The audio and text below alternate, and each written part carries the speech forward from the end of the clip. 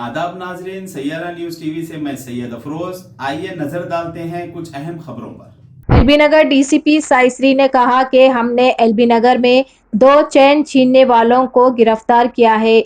हयात नगर और एलबी नगर पुलिस स्टेशनों की हुदूद में इन्होंने ये वारदातें अंजाम दी थी।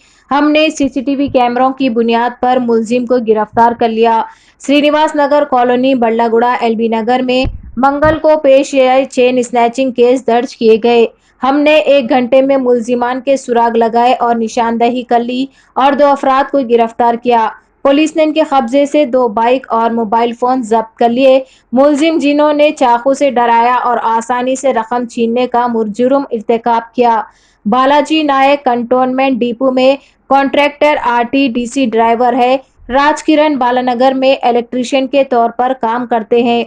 दोनों की मुलाकात उस वक्त हुई थी जब वो माजी में कैब ड्राइवर थे।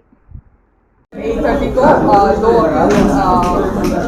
सस्पिशियस वे हो रहे थे, तो उनको अरेस्ट किया गया and on questioning they have confessed 3 offences, 3 chain snatching.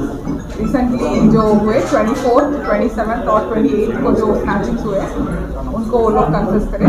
तो अक्यूज के नाम बनावट बालाजी नायक और चित्तूरी साई किरण है। ये दोनों बालाजी नायक एक कॉन्ट्रैक्ट बेसिस में आरटीसी बस ड्राइवर है और